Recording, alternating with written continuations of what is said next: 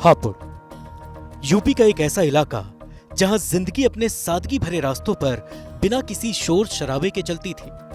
मगर आज यहां की गलियां खामोश हैं, क्योंकि शाम ढलते ही रात की स्याही में कुछ सरकता है, कुछ फुफकारता है और लोग कहते हैं कि वो कोई साधारण सांप नहीं बल्कि नागिन है।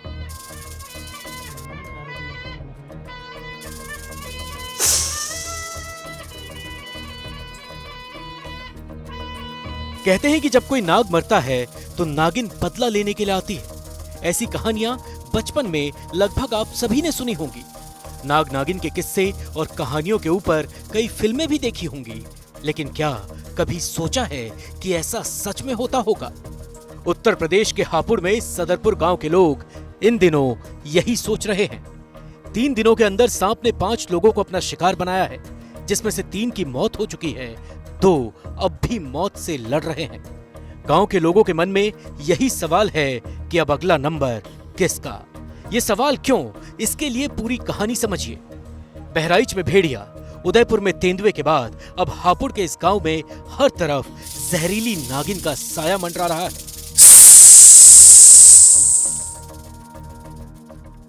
दरअसल रविवार की रात को 3 लोग एक ही परिवार के फर्श पर सो रहे थे, लेकिन अगली सुबह वो सिर्फ कहानियों का हिस्सा बन गए। एक ही रात में सांप के काटने से एक मां और उसके 2 मासूम बच्चों की मौत हो गई। इस घटना के बाद से ही गांव में हड़कंप मच गया। दिन भर चर्चा के बाद फिर रात हुई और नागिन ने एक और आदमी को अपना शिकार बना लिया। इसके बाद तो पूरा बवाल मच गया।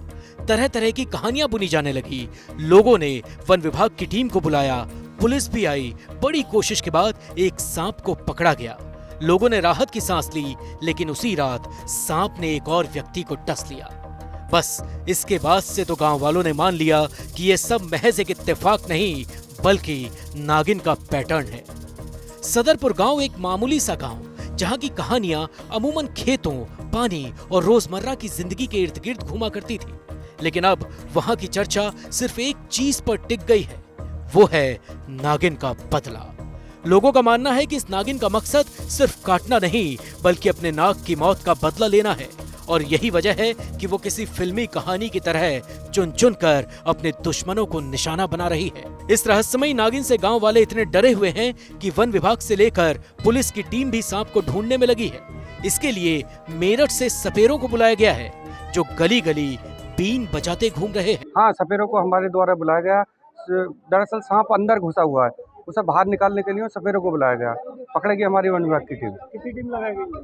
4 टीमें वन विभाग की लगाई गई हैं, पुलिस प्रशासन साथ में है और सपेरों की पूरी टीम आई है। 4 सदस्यीय टीम है। क्या सर अभी तक सांप देखा गया है वन विभाग की टीम से? हाँ, सुबह सांप एक दीवार में देखा गया था, अब उस दीवार को भी हटाया गया। क्या लग रहा है किस प्रजाति का सांप है, किस तरीके का? अब ये तो रेस्क्यू करने के बाद ही किस प्रजाति का पता लगेगा।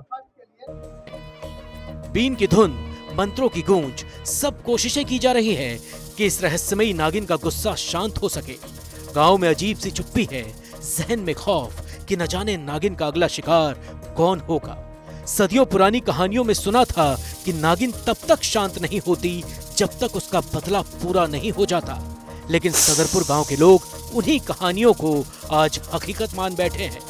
लेकिन सवाल यही है कि गांव के लोग नागिन की दहशत का दंश कब तक झेलेंगे?